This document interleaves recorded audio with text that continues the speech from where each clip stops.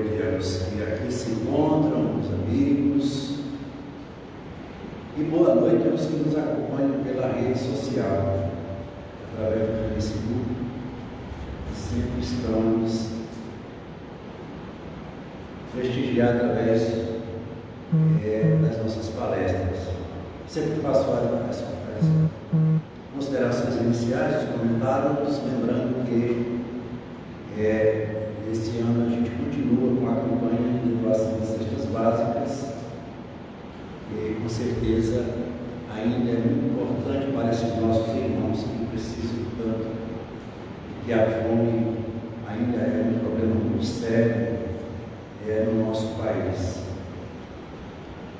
Lembrando também que as nossas atividades, mesmo de maneira bastante reservada e controlada, cumprindo e respeitando as normas de distanciamento, estão sendo feitas nas quartas, durante todo o dia, quando nós fazemos o atendimento, e no sábado, quando fazemos a nossa palestra, que é exatamente essa do nosso dia de hoje. E o tema que nós escolhemos para esta noite é um tema muito atual. E esse tema, ele com certeza serve de alerta para todos nós. Engraçado que essa semana eu me encontrei com meu amigo, a gente sempre se encontra lá na banca Terceiro Mundo para conversar um pouco, e ele é uma pessoa muito estudiosa, e ele falou de um filme que está aí, sendo bastante comentado, produzido pela Disney, que é Soul. Soul significa alma. E eu tive a oportunidade de assistir o filme hoje, graças a Ramiro, que me entregou um pendrive. Inclusive ele fez um comentário, eu até aproveitei esse comentário e vou fazer dele o tema da nossa palestra de hoje, que tem tudo a ver com o egoísmo. E a gente aqui vai, aos poucos, descrever o que a gente entende sobre esse tema, lembrando sempre que as nossas ideias, elas estão sempre dentro do nosso pensamento. Qualquer refutação, qualquer dúvida, fique à vontade, até porque na segunda-feira, geralmente eu publico a minha palestra pelo WhatsApp, e se alguém tiver alguma coisa a acrescentar, alguma consideração a fazer, vai me ajudar muito. Mas quando a gente fala em egoísmo, com certeza nós vamos ver a etimologia no sentido da palavra, e tanto na visão da psiquiatria, voltada para o aspecto da ciência, como também para o lado da espiritualidade. Então, ele aqui diz, as dores e as aflições, elas nos ensinam a ter apenas o necessário. Quando Allan Kardec, ele perguntou aos espíritos, lá no livro dos Espíritos, o que era necessário para uma pessoa ser feliz, eles responderam de uma forma bem objetiva: a posse do necessário com relação ao aspecto material e a consciência tranquila com relação ao aspecto moral. Então, o homem, para ser feliz, ele tem que ter o que precisa, não mais do que isso, e ter uma consciência tranquila daquilo que ele faz. Não é uma consciência que se dá sempre, como nós fazemos, o direito de estar sobre todos e tudo, mas de uma maneira muito humilde nós entendermos as nossas fraquezas e sabermos que somos humanos, vivendo uma experiência transitória num mundo de provas e reparações. Para tanto é preciso que haja, acima de tudo, a humildade. Então, quando eu resolvi falar sobre esse tema, o egoísmo, foi porque nas nossas ações que praticamos e realizamos durante todo o ano, eu tive a oportunidade de ver quanto nós somos iguais como seres humanos, e que a vida, para uns, muitas vezes, é vivida de uma forma tão simples que chegava a nos chamar a atenção. E nós precisamos olhar mais para o outro, e que as coisas que parecem para sem importância, para eles tem um significado tão grande. Isso nos dá a certeza da justiça divina, que Deus confere a cada um de nós aquilo que nos é próprio. Nós não temos na nossa vida nada por acréscimo, nem nada nos tirado. Com certeza isso fica difícil para a compreensão humana. E ele diz mais: estamos plantados num lugar escolhido por Deus, e é nesse lugar que nós devemos florescer e frutificar, sabendo que Deus é a criação, mas o sentido da vida é por conta de cada um de nós. As diferenças estão em nossas ações, mas nunca nas nossas essências. Como essência, nós somos verdadeiramente, como eu disse, todos iguais. Possuímos todos o mesmo DNA, que é o DNA de Deus. E agora que eu entendo essa verdade, e entendo também quando Jesus pediu tanto, como condição fundamental de todo o seu projeto, que nós nos amássemos. Amar ao próximo como a si mesmo significa a maior de todas as conquistas do ser humano aqui na Terra, e que ainda tem sido muito difícil por conta exatamente do egoísmo. Um certo religioso, isso faz poucos dias eu vi na rede social, ele dizendo ao fiel que se ele acreditasse na reencarnação era porque ele não acreditava em Deus. Eu sei que algumas religiões a gente aqui não tem jamais o objetivo de querer indicar, porque todas as religiões têm o seu papel, têm a sua importância, e cabe a nós respeitarmos, sim, mas nós devemos defender o nosso ponto de vista baseado numa coisa que é comum na vida de todos nós, que é a lógica. Houve um grande encontro de religiosos na Europa no início do século passado, e nesse encontro foi convidado um filósofo chamado Herbert Marcuse. Ele era um homem cético, ele era um seguidor de Nietzsche. Nietzsche era um homem que não acreditava em Deus, um alemão que tinha uma filosofia totalmente voltada ao ateísmo.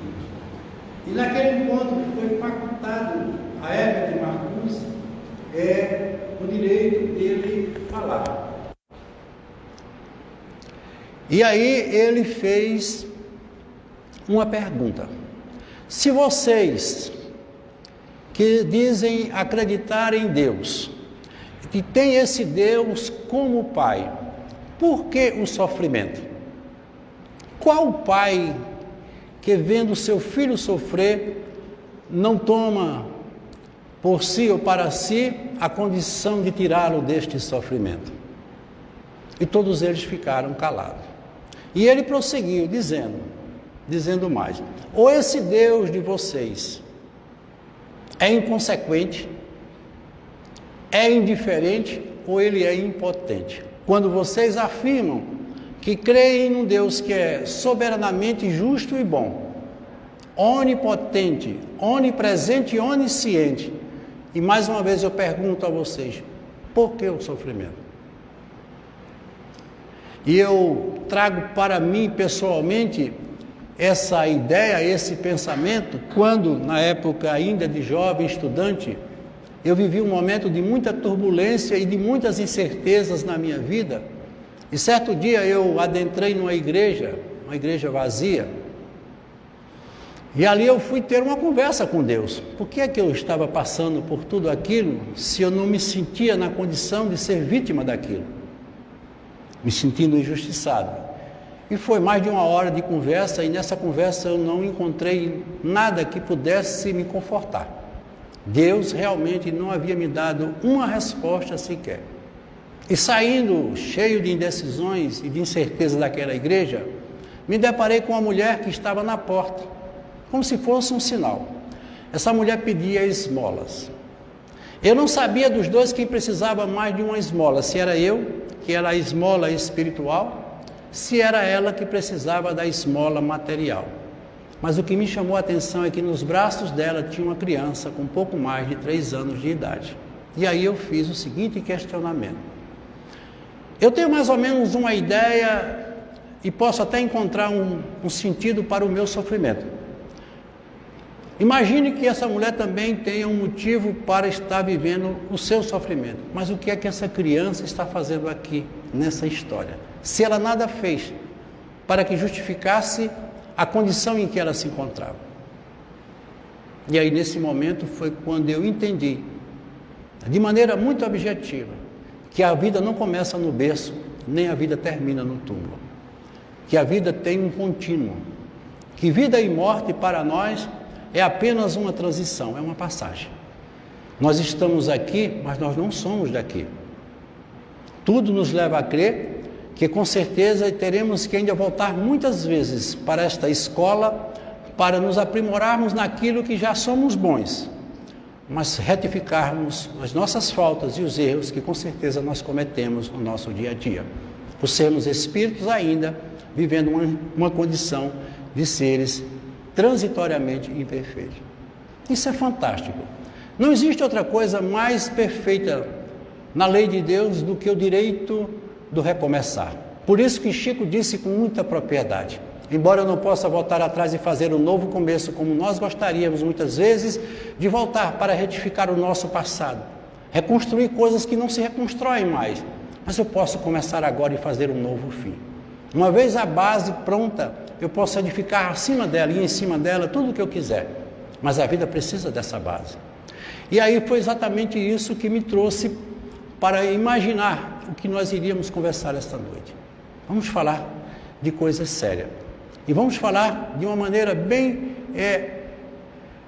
fácil de ser entendida no que diz respeito a esse sentimento que ainda carregamos e que muitas vezes nos promove momentos de tanta tristeza, de tanto sofrimento. E exatamente nesse filme que nós comentamos agora, Soul, existe um momento que ele, como um sonhador que era, porque a vontade dele era se transformar em uma celebridade musical como um pianista. Ele era professor de uma escola e dava aula de música, mas nada para ele tinha sentido senão esse objetivo que ele tanto esperava. E aí ele entrega toda a sua vida a esse projeto. E num determinado momento ele sofre um acidente, exatamente no dia que ele foi convidado para seguir aquilo que ele tanto sonhava, que era aquele momento que ele desejava, como conquista, como um sonho. Ele cai num bueiro e ali ele permanece num estado que podemos até dizer de quase morte, e ele espiritualmente ele é transportado para um mundo espiritual, um mundo onde se processa todas as nossas realidades em termos de projeto de vida. Quando nós morrermos, se é que vamos morrer, nós vamos sair daqui levando uma história, como um ator que representou um papel num teatro chamado Teatro da Vida. Chegando no mundo espiritual, nós vamos fazer uma avaliação do que foi a nossa apresentação, o que foi que nós fizemos com o nosso papel. Por isso que o projeto da vida, segundo o próprio filósofo já dizia na antiguidade, conhece-te a ti mesmo. A gente precisa entender que a gente não veio aqui para construir família, ser pai, ser mãe, ser filho, ser patrão, ser empregado. Isso é tudo secundário. A vida é um processo de autoconhecimento. Nós só estamos aqui porque não nos conhecemos em essência. Você não imagina quantos personagens você já assumiu ao longo de todas essas experiências. Porque nós somos verdadeiramente um persona. E é ele que a gente vai, e é nele e através dele que a gente vai fazer. Então, o Joey, que era esse músico, ele de repente se vê surpreendido diante de uma realidade que ele nunca imaginou. E aqui ele diz assim, o espírito lá diz assim: Joey, a missão não tem nada a ver com o propósito. A missão é uma coisa, o propósito da vida, o desejo, aquilo que você busca é outro. Tem pessoas que anulam uma vida toda em busca de um propósito e muitas vezes ao atingi-lo, como aconteceu com ele, ele vê que não era aquilo que ele imaginava. São os sonhos que nós realizamos fora de nós. Isso é muito comum na sociedade atual. E aí, no momento em que ele tem a oportunidade de fazer um espetáculo que era o sonho dele, era tudo o que ele desejava, e aquela jovem que era a atriz, que era a cantora principal, aliás, a música, né, ela era tocadora de saxofone, e ela era a principal, ele fazia parte, e ele dá um show inesquecível, e é ovacionado e aplaudido por todos, inclusive ela que não tinha tanta afeição por ele, ela o cumprimenta e o elogia, dizendo a ele que ele já, a partir de então, ia fazer parte daquele conjunto. Ele diz a ela, por que ele, tendo realizado tudo, sentia dentro dele um grande vazio. E ela diz, tem uma história, Joey, Doroteia, né? Tem uma história sobre um peixe. Esse peixe foi até um ancião e disse, estou procurando um negócio, um tal oceano. Um oceano? O ancião falou, você está no oceano. Isso, disse o peixinho, isso aqui é água. O que eu quero é o oceano. Moral da história, nós estamos mergulhados em nossos sonhos, mas muitas vezes o nosso egoísmo não deixa vê-los. Ele a partir daí começa a perceber que muitas das coisas que pareciam sem importância, elas eram que tinham verdadeiramente importância na vida dele. Os fatores que nós agregamos na nossa vida em busca do nosso ideal são fundamentais. Uma folha que cai, um sol que nasce, um abraço, uma palavra de carinho, um copo de água que se bebe quando está com sede, o alimento que muitas vezes sacia a nossa fome. A gente não dá valor a nada disso. E isso verdadeiramente é que compõe o cenário da nossa vida. E muitas vezes nós relegamos tanta coisa importante e damos valor àquilo que consideramos de maior importância. A vida ela é movida por coisas simples, porque a própria criação ela é simples. Olha a expressão da natureza. Ela obedece a todas as leis, sem quebrar uma regra sequer. Observe uma floresta. O pássaro canta, ela faz o seu ninho, a árvore serve os seus galhos, a brisa cai para aliviar as tensões, os córregos, alimentos, tudo isso cumprindo o seu papel. Mas o egoísmo tira o homem do seu caminho e muitas vezes leva ele a esses desencontros que são tão naturais na vida de todos nós. E ele diz aqui, o essencial é invisível aos nossos olhos. Quem não se lembra do Pequeno Príncipe na expressão de Saint-Exupéry? As coisas mais importantes nós não vemos. Parece incrível. Por isso que nós vivemos num mundo contracenando com uma realidade totalmente virtual. Nós não somos donos de nada. A matéria tem sido um grande problema, principalmente quando em excesso para o projeto da humanidade. Não é que a gente não tenha que ter as coisas, a gente precisa da matéria, mas o homem tem que entender que a matéria não foi feita para ser possuída, ela foi feita para ser usada e devolvida ao dono, que é Deus. E aqui ele diz, talvez você, Joey, de a música e fosse mais um propósito do que o essencial. A vida é construída com coisas simples, como nós dissemos. Eu acho linda essa expressão, é de Cora Coralina, quando ela diz, eu nada tenho, mas nada me falta.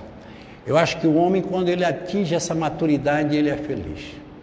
Porque a gente muitas vezes acha que só se contenta e só é feliz com aquilo que a gente tem nas mãos, quando o maior patrimônio do homem está no coração e na consciência.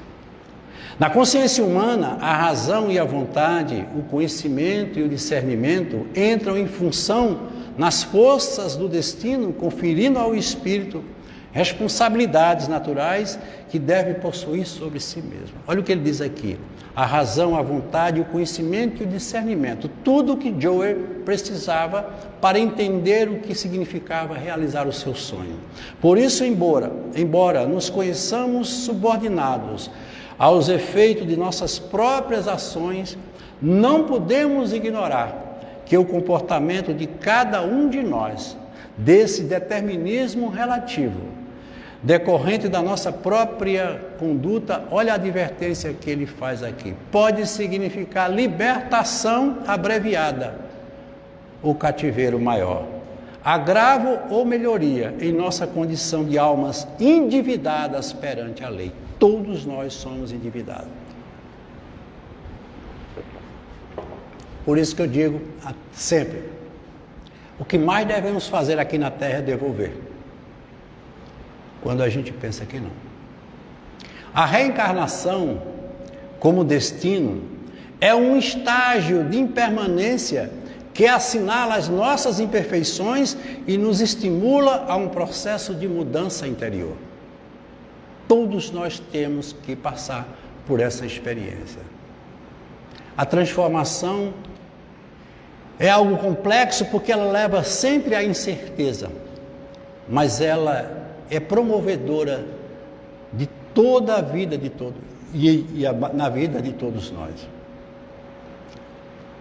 Mesmo porque, ao estarmos encarnados, não estamos de posse de toda a memória, tanto do sentido positivo como no sentido negativo. A gente não pode ter, como gostaria, uma visão do nosso passado, porque no mínimo ele pode nos trazer o desconforto pelos erros e pelas faltas cometidas.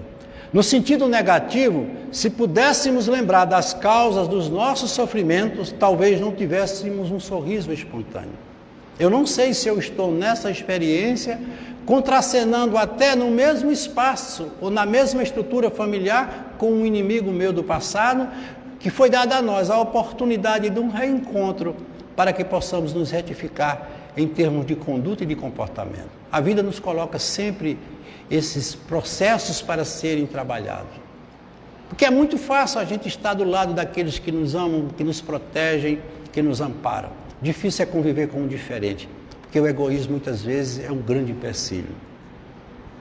No sentido positivo, são as nossas aquisições, como sendo algo guardado em nós, que precisa de uma continuidade. Uma vez começado o projeto, ele não pode jamais terminar. Tudo na vida segue esse contínuo, não importa onde eu esteja, com quem esteja ou para onde vá. E levarei sempre comigo a única coisa que eu tenho como um patrimônio, que é a minha história de vida.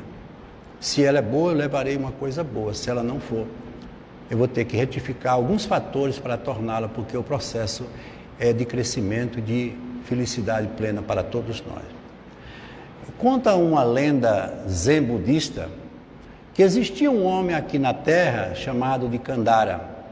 Kandara era um homem extremamente rico e poderoso, mas era um homem inclemente. Ele não fazia caridade a ninguém. Passava por cima de todos e de tudo. E, consequentemente, esse domínio fazia parte do seu processo de vida. E um dia Kandara morre e se vê num lugar tenebroso, num lugar que nós costumamos chamar de inferno. E lá ele começa a sentir tudo o que ele jamais poderia imaginar. Onde o dinheiro, o poder, tudo que ele possuía já não tinha importância nenhuma. Era só sofrimento e dor. Além disso tudo, Kandara era um homem totalmente descrente. Ele não acreditava em Deus. E mediante tudo que ele passava, ele começava a refletir sobre sua vida e não via uma outra alternativa, uma outra solução, senão continuar mergulhado naquele grande sofrimento. E um dia, pela misericórdia de Deus, um anjo desce do céu e vai até Kandara. E pergunta a ele: Kandara, diga-nos algo que você fez de bom na terra, uma caridade que você tenha praticado para que a gente possa lhe ajudar a se redimir desse sofrimento que você se encontra. E ele vasculhou a mente, foi para cima, para baixo, procurou por todos os meios e não encontrou. E quando o anjo já procurava se afastar, ele disse: eu só me lembro de um momento na minha vida. É que certa vez eu estava sentado em um banco e perto do meu pé eu vi cair uma aranha.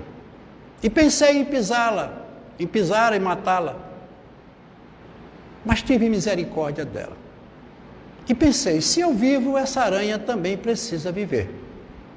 E deixei que ela se fosse. E quando o Kandara terminou esse seu depoimento, o anjo disse: era exatamente o que eu estava esperando de você, Kandara. E um pequeno fio, um tênue fio, começa a descer diante dele, tecido por esta aranha. E ele segura no fio, vendo uma resistência muito grande, ele começa a galgar palmo a palmo, subindo e saindo daquele precipício. E quando ele já chegava bem próximo do limite, ele sentia um movimento para baixo. Eram todos aqueles que estavam se servindo do fio para poderem sair daí. E Kandara disse: não pode. O fio foi tecido só para mim e não para vocês. E de repente o fio se parte e Kandara cai. Mais uma vez Kandara foi vítima do seu egoísmo, e assim tem sido todos. E é preciso a gente entender que nós estamos neste mundo submetidos às leis. São leis interrogáveis, leis criadas por uma inteligência suprema, que é Deus, e que rege a vida de todos nós. A primeira lei é a lei da evolução. Tudo no universo, tudo no mundo evolui, tudo cresce. Por isso que o próprio cientista disse com muita sabedoria: nada se perde, nada se cria, tudo se transforma. A evolução é um processo de transformação. Existe outra lei, essa é a lei base de tudo que nós estamos falando, que é a lei da reencarnação. Ela quer sempre nos mostrar que nós podemos e que existe algo melhor em nossa vida. E a terceira lei, que é a lei que vai ser a base complementar desse nosso pensamento de hoje, que é a lei de causa e efeito. Tudo o que você fizer como causa, você vai provocar um efeito. Tudo.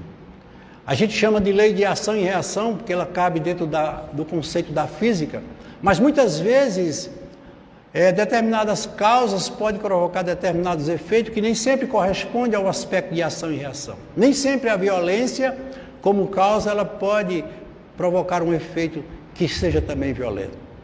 Muitas vezes o amor, como ele descobre, é a multidão dos pecados. Um mal que você fez a alguém, você pode corrigir com o amor. Para isso é preciso que haja humildade por parte daquele que pratica. O homem carrega dentro de si várias personalidades que irão influenciar na vida presente.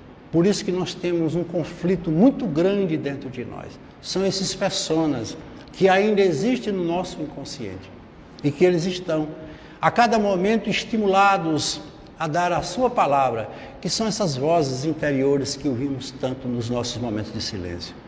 E tudo guardado no nosso arquivo de memória, que vai se liberando pelas nossas preferências. Se você quiser arrastar do passado as mágoas, não vão faltar personagens que foram os artífices desta mágoa. Por isso que a gente tem que ser muito cuidadoso com o pensamento. Traga do passado só as coisas que sejam proativas, que lhe tragam conforto, que lhe tragam esperança. Jamais as mágoas, os ressentimentos. O ódio é um veneno que a gente inocula querendo que o outro morra. E para tanto é preciso o homem corrigir essas rotas que fazem parte do caminho de todos nós. O mentor espiritual, o guia espiritual de Chico Xavier, Emmanuel, já dizia: para saber o que você foi no passado, basta que você analise suas tendências e os seus sentimentos.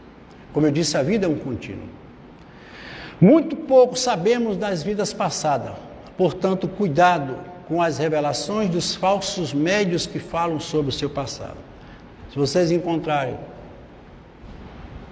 por aí pessoas que têm ou dizem ter o dom de saber o seu passado, tenha cuidado, porque mal elas sabem o passado delas. Isso é muito complicado. O nosso passado, ele guarda muitos conflitos e muitos erros.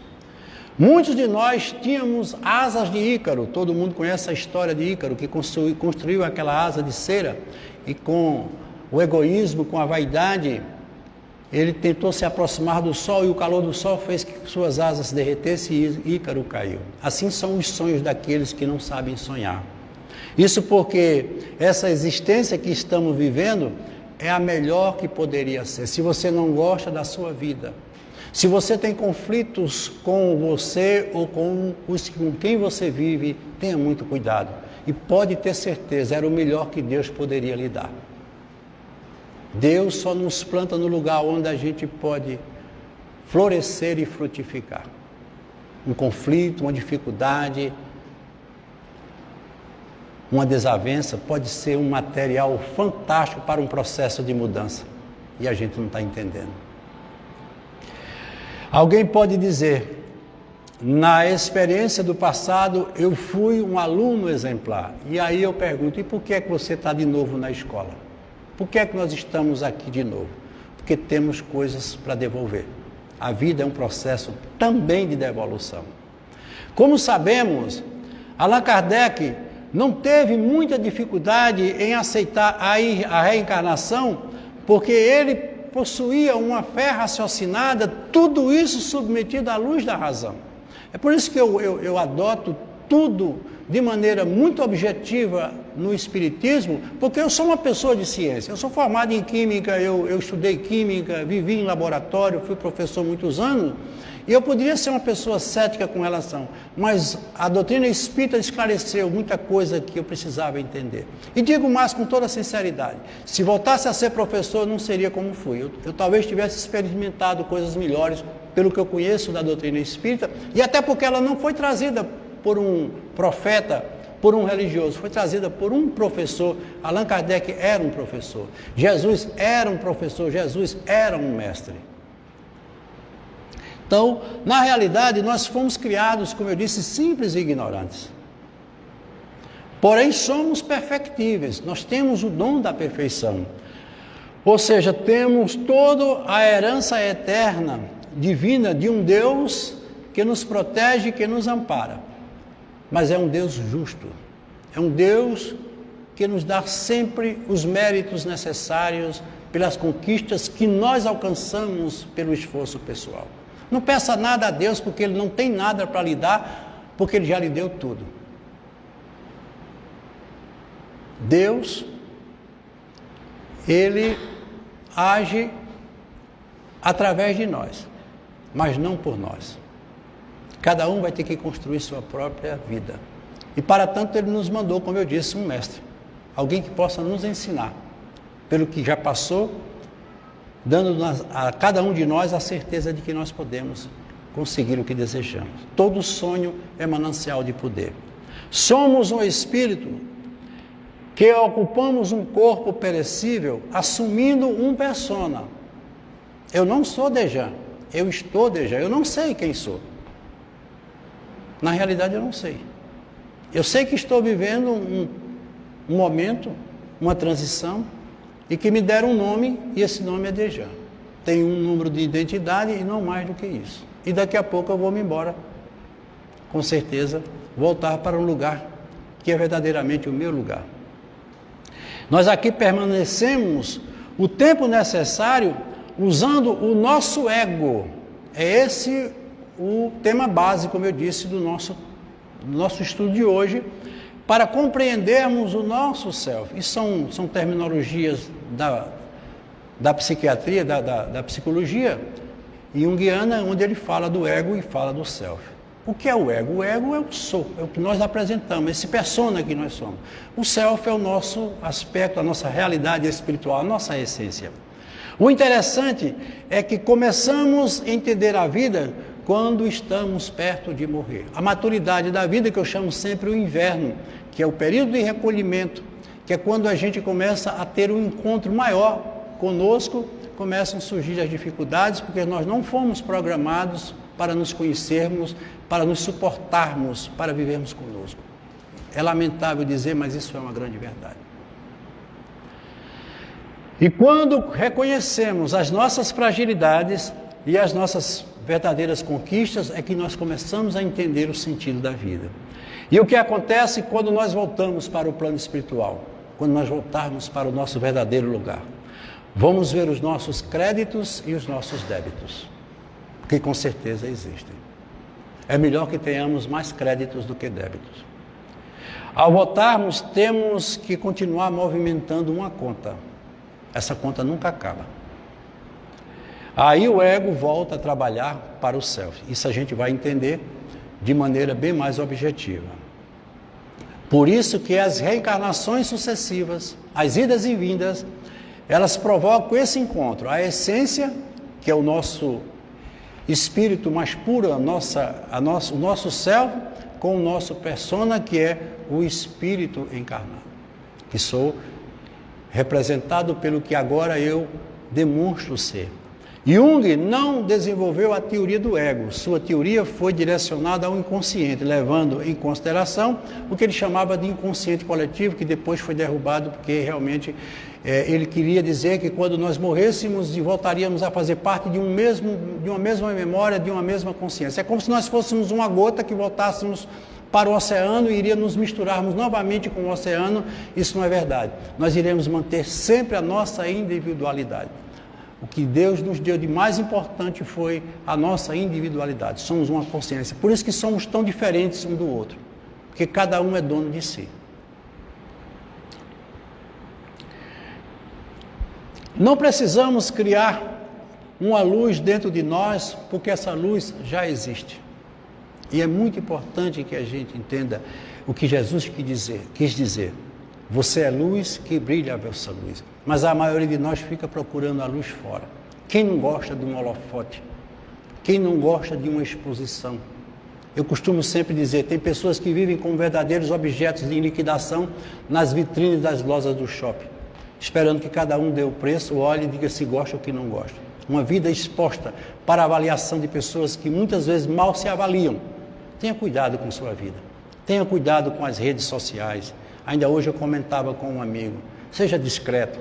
As redes sociais, elas são muito importantes para trocarmos informações, mas a vida cotidiana e pessoal, isso é de interesse de cada um. Não faça isso, não se exponha, porque você vai se colocar num julgamento terrível de uma pessoa que mal se julga. Esse é que é o grande problema da nossa sociedade. Quando o homem dificulta o crescimento de uma planta, ele não tira dela a sua natureza. Ela veio para ser planta.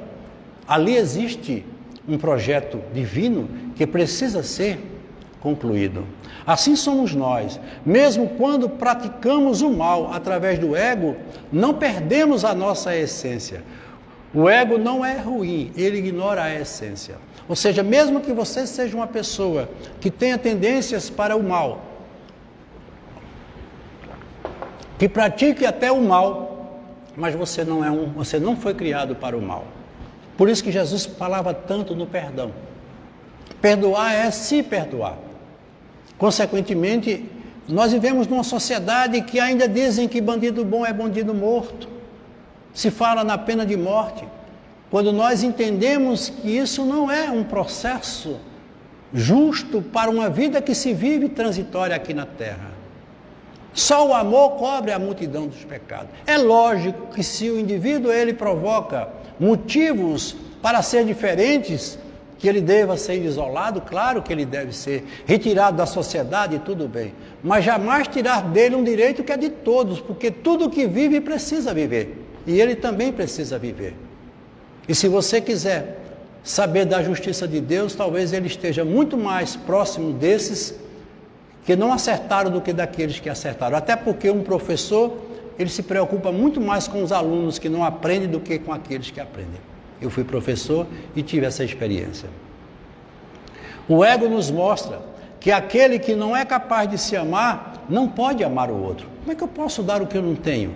Ele pratica um amor que tem que receber à medida que dá. Por isso, um casamento feliz é quando... Veja que interessante aqui, eu acho fantástico essa afirmativa. Um casamento feliz é quando duas pessoas têm condições de viverem sozinhas, mas elas escolheram viver juntas, sem depender do outro, mas sentem a alegria de estar junto. Eu acho fantástico isso. Eu posso viver só, e sou feliz só, mas eu quero compartilhar com o outro a minha felicidade. Porque é o que eu digo sempre, o casamento, como qualquer sociedade, precisa que as partes tenham os seus deveres e as suas condições para serem partes. Numa sociedade onde um sócio tem mais do que o outro, ele já se acha dono. Compartilhar não é entregar, é conviver em harmonia. Já o ego adoecido é aquele em que o indivíduo se acha o máximo e acima de tudo. O espírito não foi criado para competir e muito menos ser melhor. Esse é o grande problema da sociedade humana. O grande processo da vida é você se conhecer, como eu disse, e ser bom naquilo que você faz. A vida não é um processo de competição. E se você quiser competir, que compita, faça essa competição dentro de você. Procure os seus próprios desafios, suas lutas internas, talvez ela tenha um poder mais proativo, mas nunca competir com o outro. Ninguém é feliz sendo melhor do que o outro. Deus não nos criou para sermos melhores, e sim para sermos bons. Ele precisa ser bom, bom para si e assim sendo bom para todos.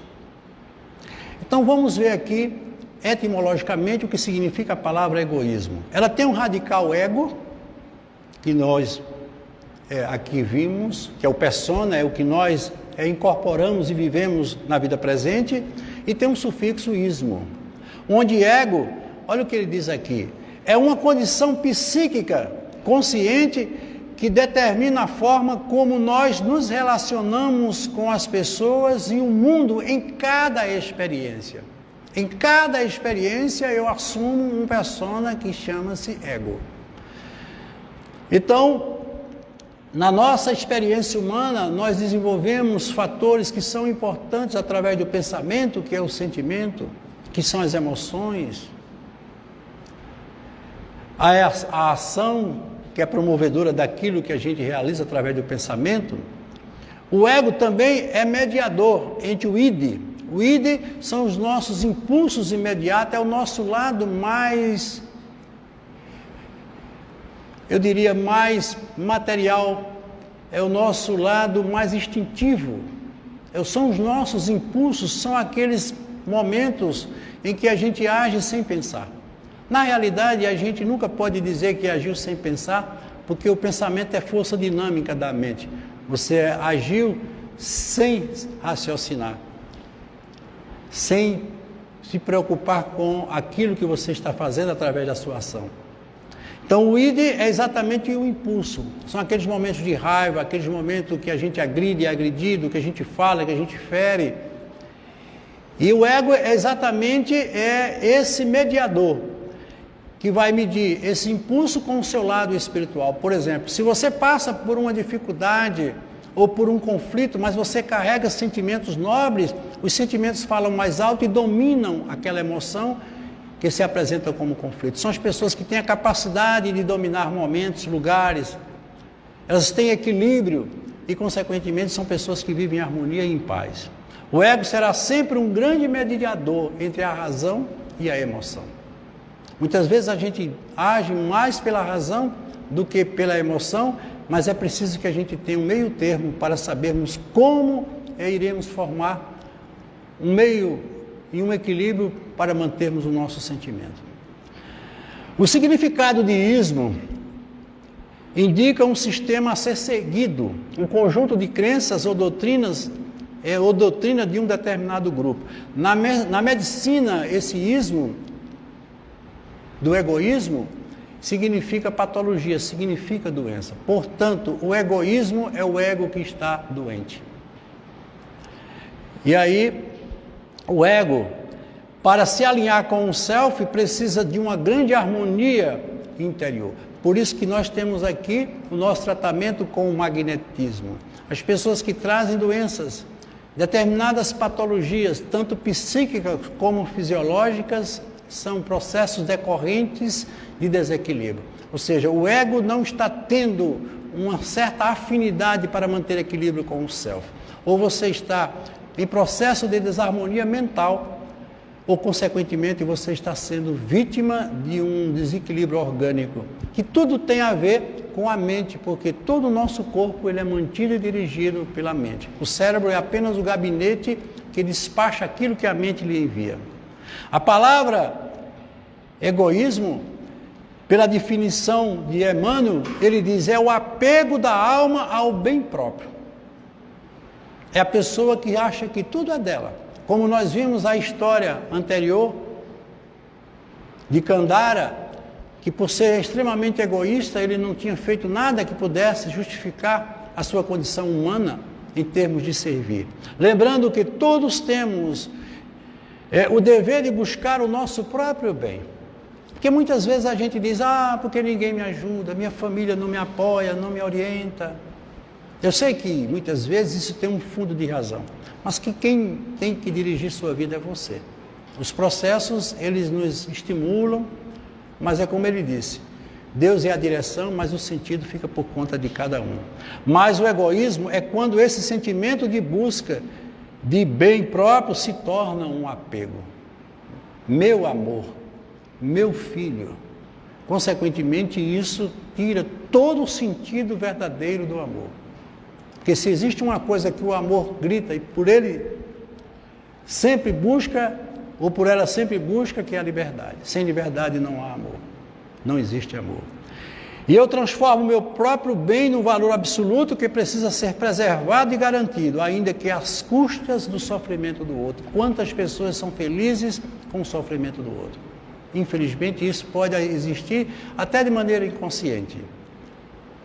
O egoísmo altera a feição do nosso amor e nos transforma em verdadeiros narcisos. Todos se lembram da história de Narciso, que tudo para ele é espelho.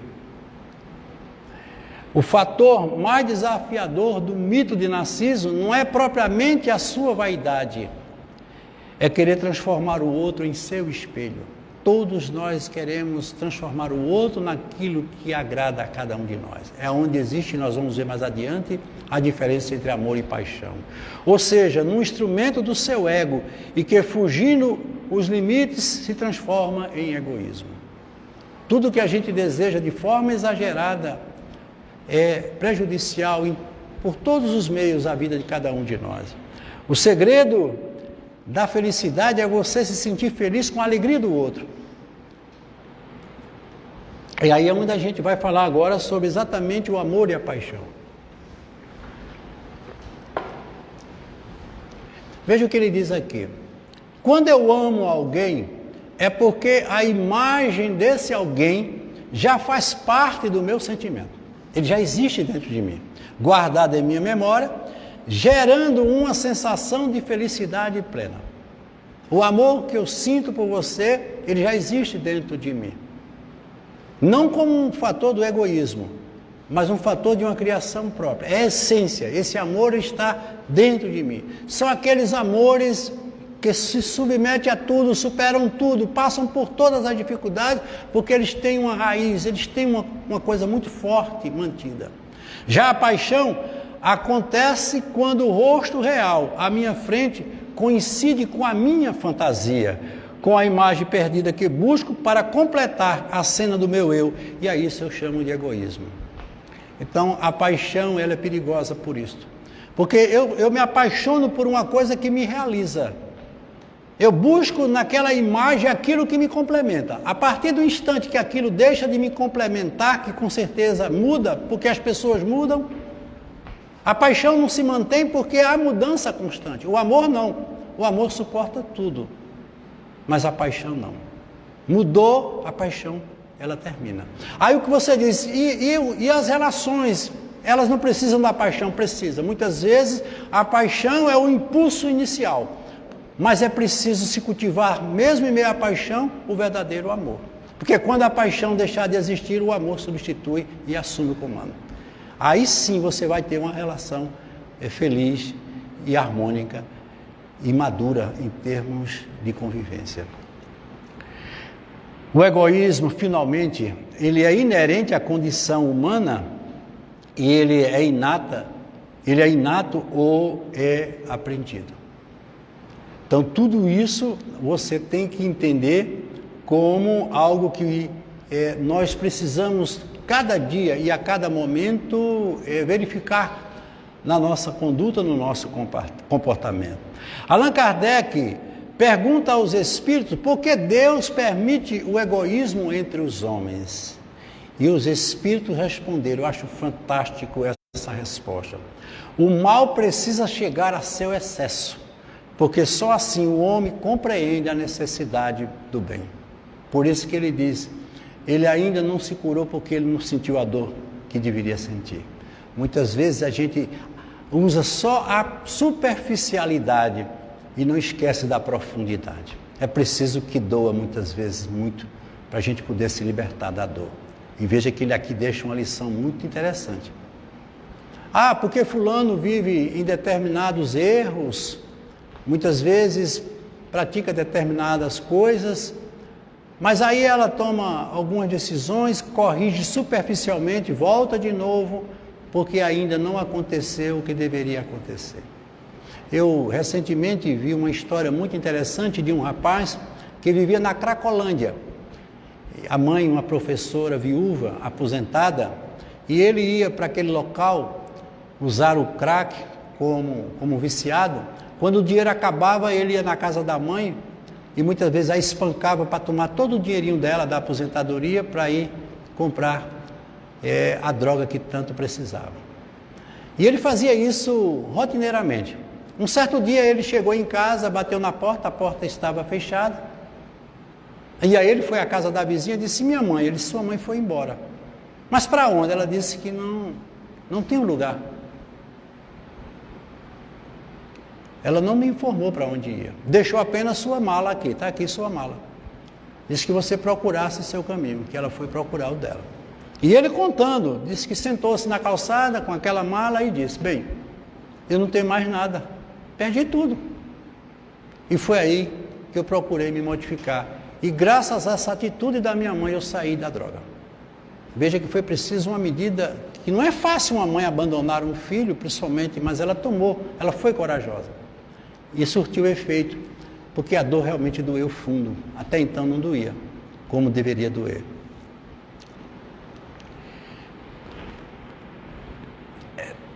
Kardec pergunta, nesse caso, aos espíritos, o que a psicologia do desenvolvimento tem a nos dizer acerca do egoísmo. Nascemos totalmente independentes.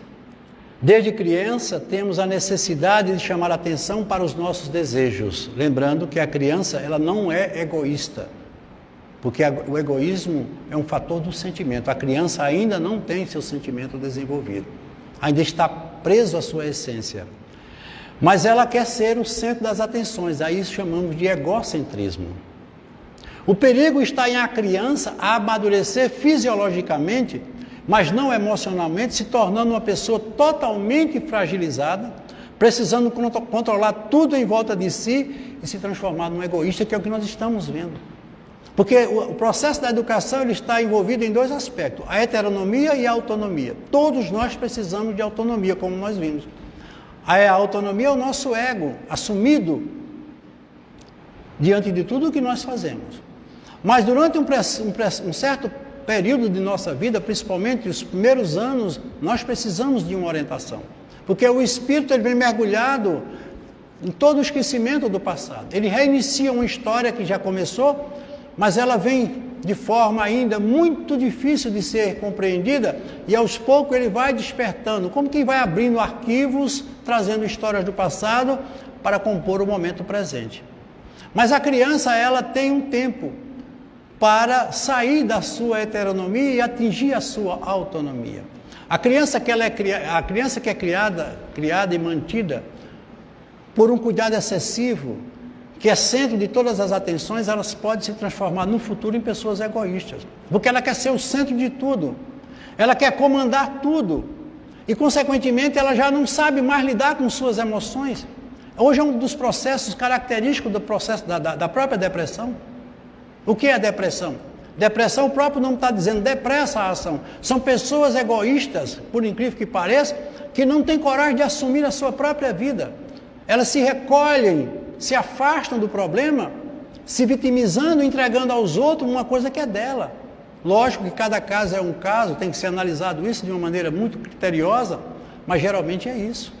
A depressão é uma fuga, porque a tristeza ela é importante na vida de todos nós. Todos nós temos que passar pela tristeza. Se eu magoei alguém, eu tenho que ficar triste para não continuar magoando. Foi como ele disse lá. O mal tem que atingir o máximo para que a gente consiga entender o que é o bem. Eu não posso dizer que uma coisa é boa se eu não sei o que é ruim. Eu tenho que ter sempre um sistema de avaliação e de comparação para decidir o caminho que devo seguir. Por isso que o nosso cérebro é dividido em dois hemisférios. Um é a razão, o outro é a intuição. Nós temos um lado mais material e um lado mais espiritual, mas veja que eles estão em constante conflitos, porque a gente evita, muitas vezes, de usar o lado espiritual por sermos excessivamente materialistas. E a criança, ela é criada dentro desse pensamento e desse critério, ela vai ser uma pessoa totalmente infeliz, porque ela vai querer tudo e ela não tem tudo. E, consequentemente, o mundo para ela começa a perder sentido.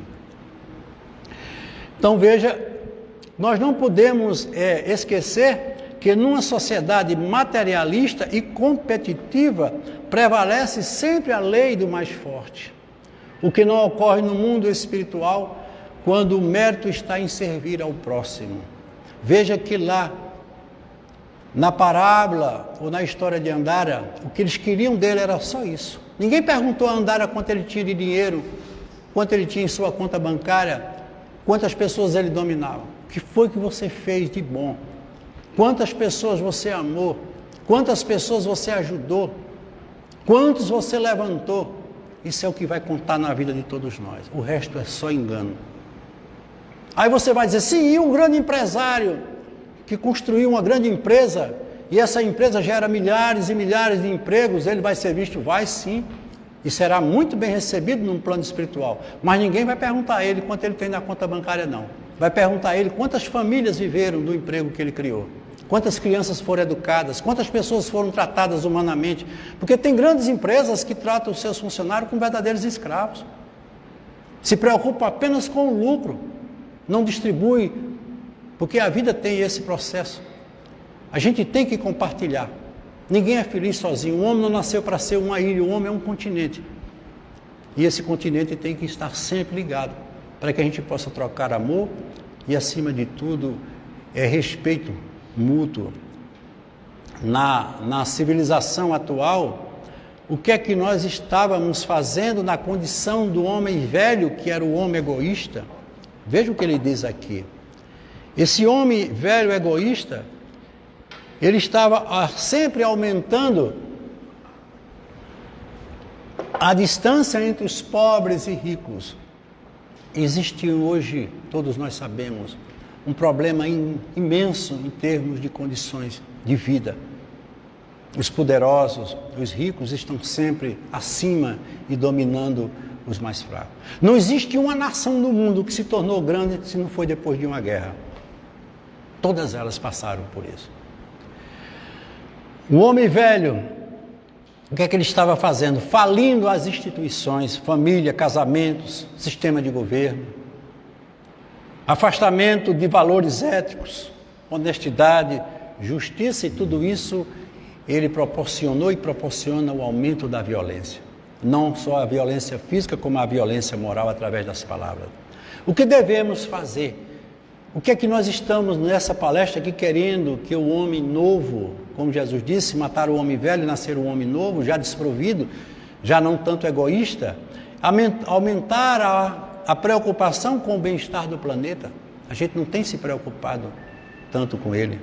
Maior busca pelas coisas do Espírito, deixarmos de ser tão materialistas. Maior questionamento existencial, procurar saber quem eu sou, acordar de manhã e fazer uma reflexão sobre a vida. Porque nós parecemos, muitas vezes, aqueles androides. Quem assistiu aquele filme de Charlie Chaplin, Tempos Modernos, vê o que ele traduz acerca do homem. Ele acorda de manhã, bota uma farda, vai por uma empresa, trabalha, volta, dorme, come, e a vida se sucede dia após dia, e ele não cria nada de novo, nada significativo. O egoísmo toma conta de um ser que pensa dessa forma e age dessa forma. Nós temos que entender que somos humanos. É quando um amigo nosso diz: o que falta para a humanidade são seres humanos. Nós colocamos na mente de uma criança, desde os primeiros anos, que ela tem que fazer sucesso, ela tem que ser superada, aliás, ela tem que superar, ela tem que ser maior. Por que para ser feliz eu tenho que fazer um vestibular, ter uma profissão? Eu posso ser feliz com a música, como foi o caso do personagem Joey. O sonho dele era ser um músico, oferecer um emprego vitalício, um emprego na escola, com aposentadoria, com tudo, e aquilo ali para ele não tinha significado nenhum. porque o objetivo da vida dela era outro, como tem que ser nosso. A gente não tem que criar dentro desses modelos, porque eles estão nos mostrando cada dia que eles não têm o sentido que têm. Mas a gente permanece. E valorizar mais a família. A família está sofrendo muito esse processo de mudança. Ainda essa semana eu conversava com uma amiga que há 25 anos mora na Suíça. A Suíça, vocês sabem que é o país que tem o maior índice de suicídio. Eles têm tudo. Eles têm um sistema de saúde de primeiro mundo, escolas de primeira qualidade, dinheiro. E por que é que eles estão morrendo? Por que é que eles estão tão infelizes? Porque o inverno suíço, ele isola as famílias e as pessoas não sabem viver com elas não se suportam e começam a criar os seus próprios infernos. Isso leva as pessoas ao desespero. Nós vivemos e estamos aqui nesse mundo, como disse, para conhecermos a nós e convivermos um com o outro. A psicologia do desenvolvimento, ela fala do sistema egoísmo, os sintomas do egoísmo, como a ganância, a avareza, a inveja, a cobiça, vaidade, insatisfação, raiva, medo e preguiça, enfim. Isso aí são todos sintomas de uma pessoa egoísta. As características psicológicas, o ego centrado, não se preocupar com o outro. E nós temos hoje isso de uma forma tão comum na sociedade. O ego, o que importa sou eu.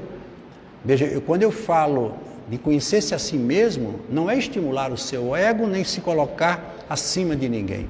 O conhecer-se a si mesmo é buscar na sua essência os seus verdadeiros valores, que são divinos. Vulnerabilidade emocional.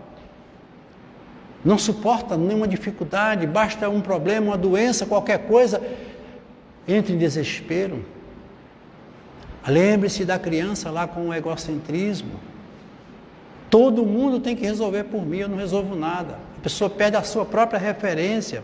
O sentimento de culpa e a inadequação.